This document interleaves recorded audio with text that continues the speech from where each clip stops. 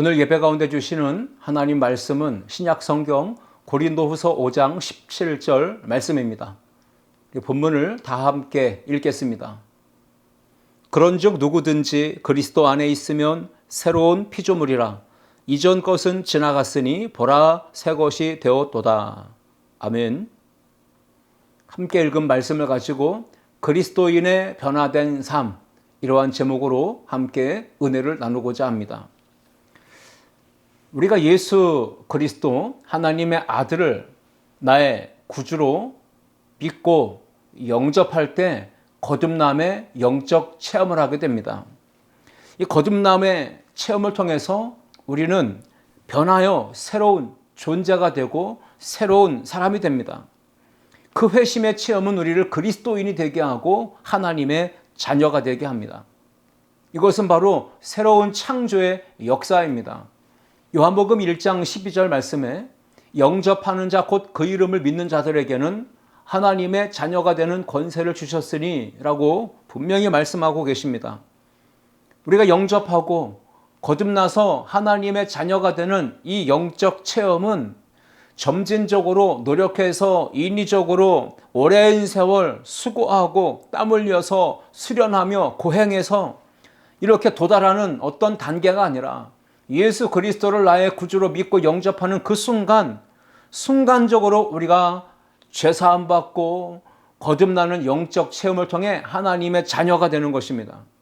이 모든 것은 전적인 하나님의 뜻과 계획, 섭리 안에서 특히 예수 그리스도의 십자가 대속의 역사로 말미암아 이루어지는 하나님의 은혜의 사건입니다.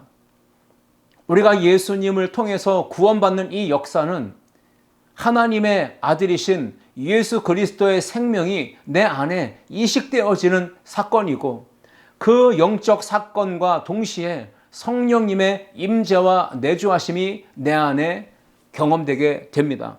그래서 예수님 믿는 성도들은 성령님의 내주를 경험하고 인도하심과 동행하심, 우리가 천국 가는 그날까지 함께 하시며 이끄시는 그 보혜사 성령님의 도우심을 받으며 살아갈 수가 있는 것입니다. 코로나19 팬데믹의 위기를 지나오는 동안에 그 고난과 많은 어려움들을 통해서 사람들은 이렇게 이야기합니다. 특히 신앙인들, 교회 다니는 많은 분들이 공통적으로 했던 이야기나 고백은 무엇입니까? 내가 지금까지 누리며 살아왔던 이 모든 것들이 당연한 것이 하나도 없고 모든 것이 다 주의 은혜다라고 이렇게 고백을 했던 것입니다.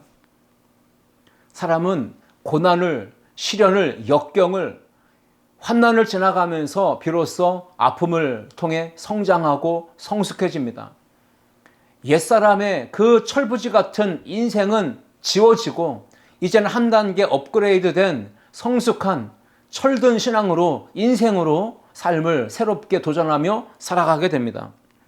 부모님들이 어린 자녀들 아니면 청소년, 청년이 되었을지라도 정말 철부지같이 철없이 행동하고 그렇게 말썽을 부리는 자녀들에게 하는 말이 뭡니까? 너 도대체 언제 철들래? 이러한 꾸중과 핀잔을 주죠. 바로 그 말에는 자녀에게 대한 부모의 기대가 있다는 겁니다. 빨리 철들었으면 좋겠다. 빨리 성장하고 성숙해서 어른다워졌으면 좋겠다. 이런 부모의 기대가 있는 것입니다. 사람은 아픔과 시련을 겪으면서 자기를 돌아봅니다. 자기를 돌아보고 반성하고 성찰하면서 신앙적으로는 자기의 죄를 뉘우치고 회개하면서 결국 영적으로 철들고 성장과 성숙의 단계, 그리고 성화에 이르는 그런 삶을 살아가게 됩니다. 오늘 사도 바울이 고린도후서 본문을 통해 우리에게 새로운 피조물이 되어지는 방법, 그리고 거듭나서 하나님의 자녀, 새 사람이 된 우리 믿음의 성도는 어떤 변화된 삶을 살아야 되는지, 이러한 부분들을 우리에게 교훈하고 가르쳐 주고 있습니다. 그런즉 누구든지 그리스도 안에 있으면 새로운 피조물이라. 이전 것은 지나갔으니 보라 새 것이 되었도다. 오늘 이 말씀을 통해 함께 새로운 피조물이 되는 방법, 거듭난 성도가 어떻게 변화된 삶을 살아가야 되는지를 세 가지로 함께 생각해 보며 은혜를 나누고자 합니다. 첫째, 함께 읽겠습니다. 그리스도 안에 있어야 합니다. 사도 바울이 고린도후서 5장 17절에서 그리스도 안에라고 하는 말을 표현하고 있습니다. 그리스도 안에 있으면, 즉 이 말을 뒤집어 반대로 생각해 본다면 그리스도 밖에 있는 사람도 있기 때문에 그런 말을 하고 있는 것입니다.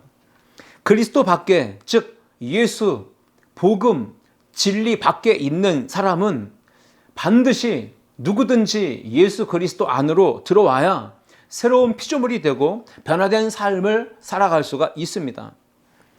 복음을 거부하는 자, 그리스도 밖에 있는 사람입니다. 복음을 수용하고 받아들이는 자, 그리스도 안에 사는 사람입니다. 이러한 영적인 체험, 즉 그리스도 안에 들어오는 사람은 회심의 체험을 하게 됩니다. 죄사함 받고 거듭나서 하나님의 자녀가 되는 영적 체험을 하게 되는 것입니다. 험한 세상에서 인생의 고달픈 길을, 광야 같은 길을 걸어갈 때 그리스도 밖에 사는 인생들은 결국은 고된 인생, 지친 인생, 희망이 없는 인생 살다가 심판을 받고 지옥의 형벌에 떨어져서 영원한 죽음에 이르게 되는 것입니다. 에베소서 2장 12절과 13절 말씀 보시면 그때 너희는 그리스도 밖에 있었고 이스라엘 나라 밖의 사람이라. 약속의 언약들에 대하여는 외인이요 세상에서 소망이 없고 하나님도 없는 자이더니 이제는 전에 멀리 있던 너희가 그리스도 예수 안에서 그리스도의 피로 가까워졌느니라 말씀하고 있습니다. 예수 그리스도 밖에 있을 때 모든 사람은 이스라엘 나라 밖에 살았으며 언약에 대해서도 외인이었으며 하나님이 없는, 소망이 없는 삶을 살았다고 사도 바울은 분명히 기록하고 있습니다. 그러나 이제 변화되어진 존재로 살아갑니다. 그것은 바로 그리스도 예수 안에 들어오는 자, 복음을 받아들이고 죄사함 받고 영적으로 하나님의 자녀가 되는 체험을 할 때 멀리 있던 과거의 삶에서 이제는 그리스도 예수 안에서 그리스도의 피로 말미암아 하나님과 가까워진 하나가 되는 존재가 되었다라고 말씀하고 있습니다. 그리스도 안에 있을 때 죄사함 받고 구원받아서 새 생명을 가진 하나님의 자녀, 새로운 피조물, 새 것이 되어지는 이 변화된 삶을 살게 되지만 그리스도 밖에 머물러 살게 되면 그 사람은 죄사함의 기회도 없고 구원받을 수도 없고 영원한 생명에 이를 수도 없고 결국 지옥의 형벌에 심판을 받아 떨어지게 되는 것입니다. 교회 안에 들어와야, 진리이신 예수 그리스도 안에 들어와야 결국 예수님의 십자가 대속의 보혈의 은혜를 체험하게 되고 구원과 영생을 얻을 수 있는 것입니다. 이 세상 모든 사람들은 누구든지 예수 그리스도를 통해서만이 구원받고 하나님의 나라에 들어갈 수 있고 영생을 얻을 수가 있습니다. 요한복음 14장 6절 말씀, 예수님은 분명히 선언하십니다. 내가 곧 길이요 진리요 생명이니 나로 말미암지 않고는 아버지께로 올 자가 없느니라 말씀하셨습니다. 예수님을 통하지 않고서는 누구든 구원받을 수 없고 하나님 나라에 이를 수 없다는 말씀입니다. 사도행전 4장 12절에서도 바울은 선포합니다. 다른 이로서는 구원을 받을 수 없나니 천하 사람 중에 구원을 받을 만한 다른 이름을 우리에게 주신 일이 없음이라 선포하고 있습니다. 다른 이름, 다른 구원의 길이 예수 그리스도 외에는 없다라는 것을 선포하고 있는 것이죠. 그러므로 하나님 없이 그리스도 밖에서 진리를 벗어나 복음 밖에서 은혜를 벗어난 인생을 살게 되면 결국은 그 인생은 짐승과 같이 타락한 존재로서 본능을 따라 이성 없는 짐승처럼 그렇게 죄 가운데 육체의 정욕과 쾌락에 이끌려 본능대로 다 먹고 다 마시고 다 취하고 다 즐기며 그렇게 죄 가운데 살다가 죽음을 맞이하게 될 것입니다. 그리스도 밖에 사는 사람은 결국 그 죄로 인하여 하나님의 심판을 받게 되고 영원한 지옥의 형벌에 들어가게 되는 겁니다. 고린도 전서 5장 13절 말씀에 따르면 밖에 있는 사람들은 하나님이 심판하시려니와 이 악한 사람은 너희 중에서 내쫓으라 분명히 말씀합니다. 그리스도 예수 밖에 있는 사람들, 복음 안에 들어오지 못하고 예수를 거부하고 하나님 없이 사는 사람들은 결국 하나님의 최후의 심판을 받게 되고 지옥의 형벌, 영생 그 형벌에 떨어지게 된다는 것입니다. 그리스도 밖에 있는 사람들, 교회 밖에서 제멋대로 죄 가운데 방탕한 삶을 사는 사람들은 결국 하나님의 심판을 받는다는 말씀입니다. 세상의 험한 풍파가 몰아칠 때 믿음으로 사는 우리 알곡 성도는 교회 안으로 더 말씀 안으로 예수 그리스도 품 안으로 더 가까이 들어가기를 힘써야 합니다.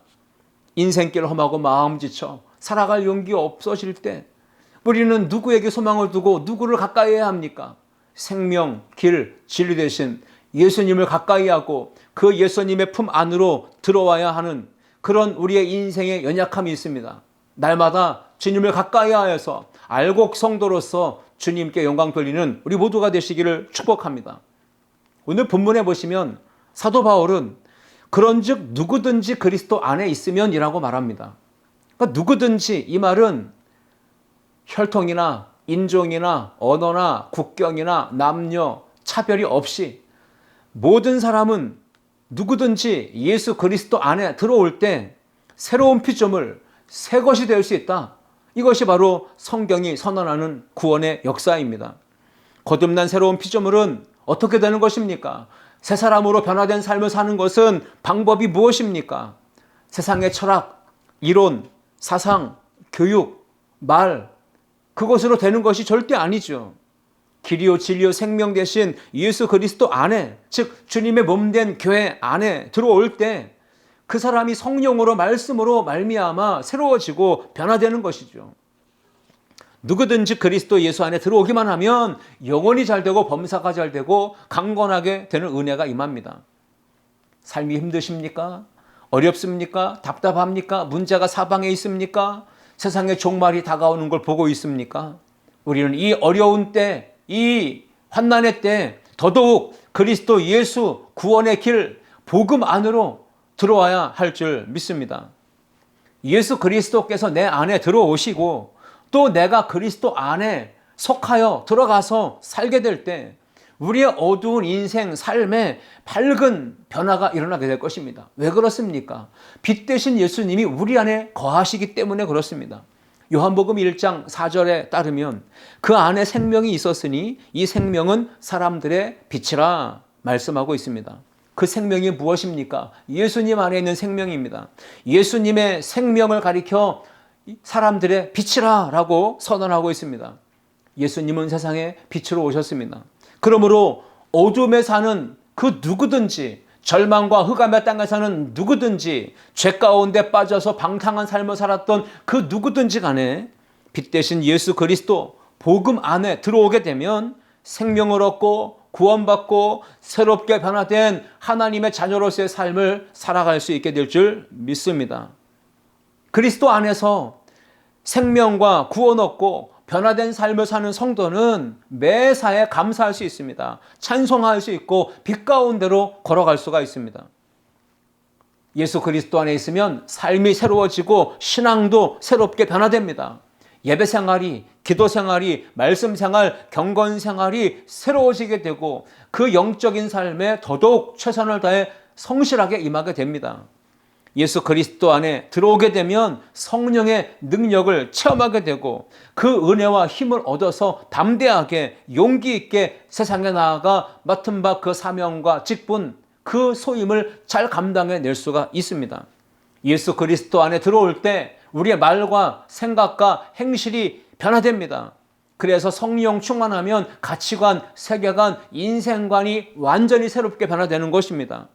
나도 변하고 가족도 변하고 교회도 부흥의 역사로 새로운 변화의 바람이 일어나는 것, 이것이 바로 그리스도 예수 안에 있을 때 가능하다는 것입니다. 오늘 그리스도 예수 안에 있으므로 저와 여러분들의 삶에 거듭난 새로운 피조물로서의 새로운 삶이 이어지기를 주님의 이름으로 축원합니다. 둘째, 함께 읽겠습니다. 옛사람의 옷을 벗어버려야 합니다. 성경은 분명히 말하지 않습니까? 예수 그리스도를 믿기 전에 우리의 삶, 그 과거에 죄의 종노릇하며 어둠 가운데 살았던 과거의 삶이 깨끗이 청산되지 않으면 우리는 절대로 새롭게 변화된 삶을 살아갈 수가 없다는 겁니다. 예수님 믿기 전에 과거의 삶을 청산해야 합니다. 깨끗이 제거해야 합니다. 그리고 옛사람의 옷을 모두 벗어버려야 하는 것입니다. 과거의 삶을 정리하지 않고 옛사람의 옷을 벗어버리지 않으면 거듭난 새 사람, 영적으로 하나님의 자녀가 된 삶을 살아갈 수가 없는 것이죠. 과거를 정리하지 못하면 현재 과거에 묶여있는 발목 잡힌 한 걸음도 앞을 향해 나아갈 수 없는 그러한 상태로 살아가게 됩니다. 현재, 오늘, 과거에 매여 있으면 새롭게 변화된 삶을 살 수 없고 오늘을 내가 변화된 삶을 살지 못한다면 내일도 미래도 희망이 없는 것이죠. 새로운 옷을 장만해서 입을 때 예전에 입고 있던 옷 버리지 않고 벗지 않고 그 위에 끼어서 입는 사람이 있겠습니까? 과감하게 예전에 입던 과거에 입던 몸에 잘 안 맞는 옷들은 다 과감하게 청산하고 깨끗이 제거하고 버려야 됩니다. 그리고 새로 장만한 옷을 입을 때 아름답고 멋있게 보일 수 있는 것이죠. 새로운 집을 장만해서 이제 새 집에 이사해서 들어갈 때도 옛날 집에 살던 그 10년, 20년 동안 가지고 있던 그 가재도구들, 가전제품 또는 옷가지들, 살림살이들, 여러 가지 집안에 있는 물품들, 오래된 것들은 어떻게 합니까? 과감하게 정리하고 버려야 될 것 있으면 아까워하지 않고 버려야 새로 준비한 장만한 가전제품들을 들여올 수가 있는 것이죠. 사람이 자기가 죽을 때가 언제인지를 알게 되면 그때 비로소 자기의 삶을 돌아봅니다. 지나온 삶을 회고하고 성찰하고 그리고 나서 마지막 남은 그 삶의 시간들을 소중하게 아주 보람 있는 삶을 살려고 애를 씁니다. 그때 하는 일이 뭔가 하면 주변 사람들과의 막힌 것, 얽힌 것 또는 깨어진 관계, 이 모든 것들을 하나 둘씩 회복해 나가고 정리해 나간다는 것이죠. 여러분, 우리가 하나님께서 그리스도 예수 안에서 우리를 새로운 피조물, 거듭난 새 사람이 되게 하셨다면 이제부터 우리는 그 은혜 안에서 믿음을 가지고 살아야 되는데 과거 죄짓고 방탕하고 내 인간의 욕망을 따라 살았던 그 옛사람의 옷을 여전히 가지고 있으면 안 됩니다. 이제는 그 옛사람의 옷을 과감하게 정리하고 내버려야 합니다. 그럴 때 우리는 변화의 삶을 향한 한 단계, 한 걸음 더 나아갈 수 있고 상향 조정돼서 영적으로 성장과 성숙이 이루어질 수 있는 것입니다. 고린도후서 5장 17절 오늘 본문 말씀에 이전 것은 지나갔으니 라고 말하지 않습니까? 보라 새 것이 되었도다. 새 것이 되려면 반드시 이전 것, 과거의 것, 더럽고 추악한 옛사람의 삶의 모습들은 깨끗하게 지우고 청산하고 벗어버려야 되는 것입니다. 과거의 삶을 깨끗이 청산하려면 어떻게 해야 될까요? 가장 먼저 해야 될 것은 과거를 돌아보는 겁니다. 버려야 될 것이 무엇인지 깨끗이 지우고 제거하고 청산해야 될 것이 무엇인지를 찾아내야 되는 것입니다. 에베소서 4장 22절 말씀해 보시면 너희는 유혹의 욕심을 따라 썩어져가는 구습을 따르는 옛사람을 벗어버리고 라고 말합니다. 첫 번째, 우리가 과거를 돌아보며 벗어버려야 될 옛사람의 옷은 무엇입니까? 유혹을 받는 것입니다. 너무나 쉽게 유혹받는 것이 무엇입니까? 돈에 대한 유혹, 권력에 대한 유혹, 명예, 쾌락, 술, 마약, 도박, 이 모든 유혹에 민감하게 우리가 자주 넘어지고 우리의 삶을 소진하며 빼앗겼던 것들, 그 옛사람의 약한 부분을 과감하게 벗어버려야 되는 것입니다. 그리고 이어지는 말씀에 욕심, 우리가 가진 욕심이 무엇입니까? 모든 사람은 욕심이 있죠. 탐심이 있죠. 인간의 본능적인 욕구는 더 가지고 싶은 욕구가 있습니다. 성공하고 싶은 욕구, 권력에 대한 욕구, 명예와 인기에 대한 욕구. 이 욕구를 우리가 벗어버리지 않으면 사람은 그 욕구에, 욕망에 이끌려서 계속 욕망을 채우려고, 욕구를 채워보려고 치열하게 몸부림치며 싸우게 되는 것이죠. 그런 옛사람의 삶을 깨끗하게 벗어버려야 된다. 그래야 새로운 사람으로 변화된 삶을 살 수 있다고 오늘 바울이 말하는 것입니다. 썩어져가는 구습, 육체의 정욕과 쾌락을 즐기며 따르며 추구하며 살았던 그 옛사람의 옷을 과감히 벗어 던져야 새사람의 옷을 입을 수 있다는 말씀입니다. 에베소서 4장 23절과 24절에 오직 너희의 심령이 새롭게 되어 하나님을 따라 의와 진리의 거룩함으로 지으신 받은 새 사람을 입으라 말씀하고 있습니다. 벗어버려야 새 사람을 입을 수 있는 겁니다.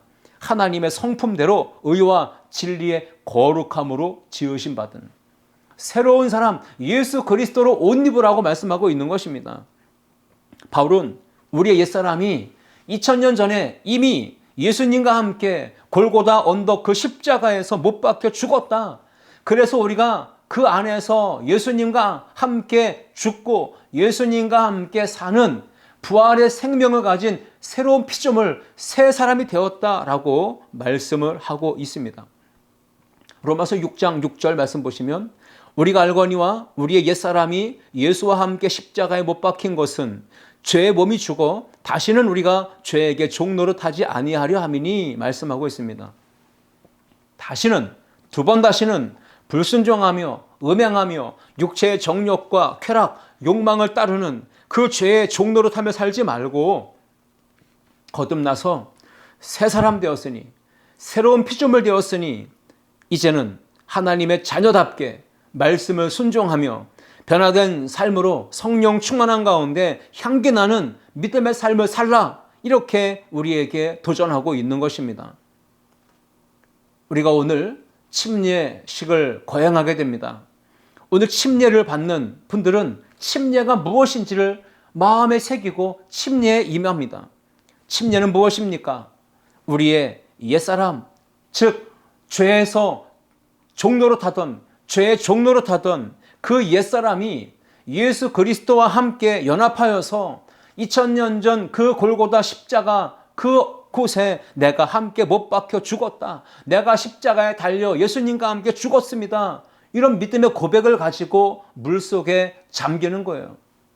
그리고 죽음에서 부활하신 예수 그리스도와 함께 연합된 자가 되어서 거듭난 새 생명, 부활의 새 생명에 그 참여한 자가 되었다는 믿음의 고백을 가지고 물속에서 나오는 것입니다. 물에 들어갈 때 옛사람이 죽고 물에서 나올 때 거듭난 새 생명으로 부활 생명, 영원한 생명에 참여한 자로 살아간다는 것을 우리가 바라보면서 새로운 삶을 시작하는 것입니다. 로마서 6장 4절과 5절 말씀 보시면 그러므로 우리가 그의 죽으심과 합하여 세례를 받음으로 그와 함께 장사되었나니 이는 아버지의 영광으로 말미암아 그리스도를 죽은 자 가운데서 살리심과 같이 우리로 또한 새 생명 가운데서 행하게 하려 함이라. 만일 우리가 그의 죽으심과 같은 모양으로 연합한 자가 되었으면 또한 그의 부활과 같은 모양으로 연합한 자도 되리라. 바울은 언급합니다. 그리스도 예수와 함께 주님과 연합하여 세례를 받았다. 죽으실 때 함께 죽고 부활의 능력에 참여하는 그 예수님과 함께 우리도 부활에 참여한 자가 됐다. 이것이 바로 예수님과 연합, 바로 침례에 담겨있는 의미인 것입니다. 예수님과 연합하여 함께 십자가에서 죽고 함께 죽음에서 부활의 생명에 참여한 이 믿음의 성도는 과거 옛사람의 옷을 완전히 정리하고 청산하고 벗어버리고 새롭게 변화된 거듭난 하나님의 자녀로서의 삶을 살아가야 할 줄 믿습니다. 이제 우리가 새로운 피조물 되려면 어떻게 해야 되고 우리가 거듭난 하나님의 자녀로서 이 세상에서 어떤 삶을 살아가야 되는지 사도 바울이 가르쳐주는 교훈을 함께 듣고자 합니다. 셋째, 함께 읽겠습니다. 항상 화목하게 살아야 합니다. 세상에는 어리석고 미련한 사람과 지혜로운 사람이 섞여서 살아가고 있습니다. 어리석고 미련한 사람은 항상 다툼을 일으키는 트러블 메이커, 어느 곳에 가든 그 사람이 있으면 싸움, 다툼, 분쟁, 분열, 갈등이 일어납니다. 미련한 사람, 어리석은 사람이 들어가는 그 곳은 집이든 학교든 직장이든 교회든 사회든 국가든 온통 싸움판, 다툼판이 되어지고 맙니다. 한 마음으로 힘을 모아서 결집해서 열심히 목표를 향해 달려가도 시원찮은데 지금 오늘날 대한민국의 국회가 국회의원들이 정치인들이 얼마나 미련하게 힘을 하나로 모으지 못한 채 경쟁하고 다투고 싸우고 분열하고 있습니까? 미련하게 어리석게 핵무기를 개발해서 전쟁할 생각만 하지 말고 북한의 정권은 그 돈으로 굶주린 백성을 먹여 살려야 되지 않겠습니까? 참으로 어리석고 미련한 사람들의 삶은 다툼과 경쟁, 전쟁, 싸움으로만 계속 치닫고 있는 것을 봅니다. 지혜로운 사람은 어디를 가든지 갈등과 분쟁과 다툼을 끝냅니다. 화평하고 화목한 관계를 추구합니다. 그가 바로 피스메이커입니다. 지혜로운 사람이 들어가는 곳은 집이든 학교든 직장이든 교회든 사회든 국가든 어느 곳이든 갈등과 분쟁과 싸움이 끝납니다. 화목의 아름다운 역사가 있고 평화로운 공동체가 형성되고 이루어지는 것입니다. 지혜자인 솔로몬은 잠언을 통해서 우리에게 교훈합니다. 미련하게 살지 말고 지혜롭게 살라고 가르칩니다. 잠언 18장 6절 말씀에 따르면 미련한 자의 입술은 다툼을 일으키고 그 입은 매를 자청하느니라. 어리석고 미련한 사람은 계속 그 입술로 말로 싸움을 만들어냅니다. 그리고 그 입에 다가오는 건 결국은 뭡니까? 매를 자청한다 그랬죠. 징계를 자청한다는 것입니다. 어리석고 미련한 자식은 부모에게 항상 얻어맞습니다. 매를 맞는 것이죠. 부모가 그 자녀에게 매를 들면서 뭐라 그럽니까? 너 정말 매를 버는구나. 매를 버는구나. 이렇게 얘기를 하죠. 매를 버는 인생은 어리석은 인생입니다. 징계를 부르는 인생은 미련한 인생입니다. 바울은 믿음으로 말미암아 구원받아 하나님의 자녀가 성도는 어떤 직분을 가지고 살아야 되는지 그것을 분명히 언급하고 있습니다. 고린도후서 5장 오늘 본문 이후 18절 말씀 보시면 모든 것이 하나님께로 났으며 그가 그리스도로 말미암아 우리를 자기와 화목하게 하시고 또 우리에게 화목하게 하는 직분을 주셨으니 하나님께서 예수 그리스도를 믿고 거듭나서 하나님의 자녀가 된 우리 모든 성도들에게 직분을 주셨다고 말합니다. 그 직분은 화목하게 하는 직분이라 소개하고 있습니다. 하나님께서 자기 아들 독생자 예수 그리스도를 십자가에 내어주시며 화목제물이 되어 희생제물이 되어 죽게 하셨어요. 그래서 우리와 하나님과의 관계가 화목하게 하셨지 않습니까? 마찬가지로 그 화목하게 하시는 예수님의 십자가 은혜를 입은 우리는 어떻게 살아야 됩니까? 화목하게 하는 직분을 부여받았듯이 예수님처럼 겸손하게 자기를 낮추고 희생하며 죽기까지 복종하며 우리가 화목하게 하는 직분, 삶을 살아가야 된다고 말씀하고 있는 것입니다. 교회 안에서의 받은 바 직분, 집사, 권사, 안수집사, 장로, 목사, 모든 성도에게 주어진 직분은 목적이 무엇입니까? 하나님이 왜 그 직분을 주셨습니까? 가장 중요한 건 하나님과의 관계에 화목을 이루라는 것이고요. 나아가 공동체 안에서 성도와의 관계에 화목을 이루어가고 성도와 주의 종과의 관계에 화목을 이루는 데 역할을 하고 나아가 믿지 아니하는 주변의 많은 불신자들을 하나님과의 관계를 이어주는 축복의 통로, 하나님의 아들 예수 그리스도 복음을 전하여 그 십자가의 길로 인도해서 구원의 참여, 영생에 들어가게 하는 축복의 통로로 그리스도의 대사로서의 삶을 살라고 우리에게 화목하게 하는 직분을 주신 것입니다. 분명한 것은 무엇일까요? 자기 자신을 내려놓지 못하면, 자기 자신을 버리지 않으면, 즉 희생하지 않으면 절대로 화목은 이루어질 수 없다는 것입니다. 하나님이 자기 아들을 희생하셨습니다. 예수님이 자기 생명을 버리셨습니다. 그 희생을 통해 하나님과의 관계가 화목하게 됐다면 우리도 누군가와의 관계에서 화목을 이루어가는 사람으로 살려면 반드시 자기를 희생하는 삶이 필요하다는 것을 우리에게 교훈하여 주고 있습니다.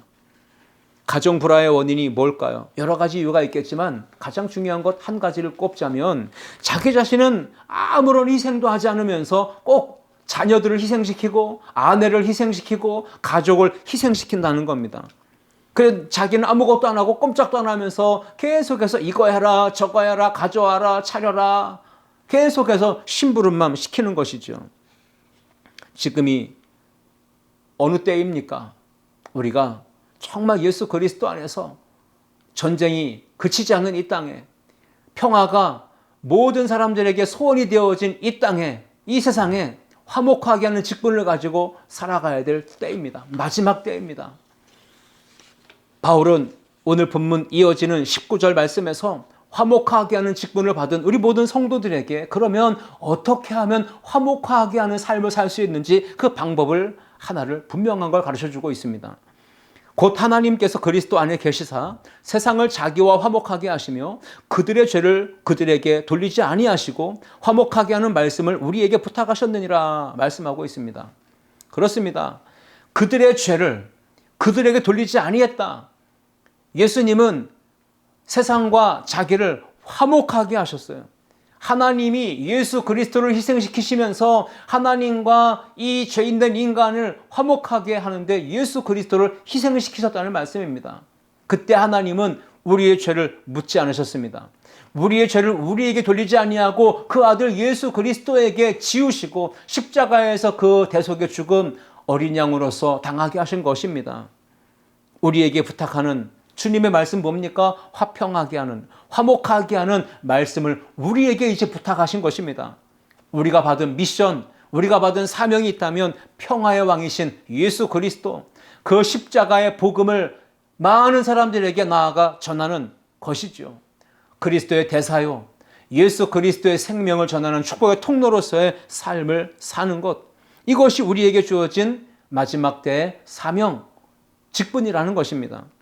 교회가, 가정이, 직장이, 사회가 이제 우리가 사는 이 땅이 아름답게 화목하게 변화되려면 우리는 어떻게 해야 될까요? 누군가의 탓을 돌리고 다 너 탓이다 남 탓을 하는 그런 죄를 묻고 항상 꾸짖고 책망하고 따지고 드는 사람이 아니라 십자가에서 예수님이 침묵하시며 그렇게 묵묵히 죄를 대신 짊어지시고 죽으셨던 것처럼 우리도 침묵하며 상대의 부끄러움, 연약함, 허물, 죄악을 뒤집어 써서 우리가 대신하여 그의 죄를 용서를 구하며 희생하며 낮아질 수 있어야 된다는 것입니다.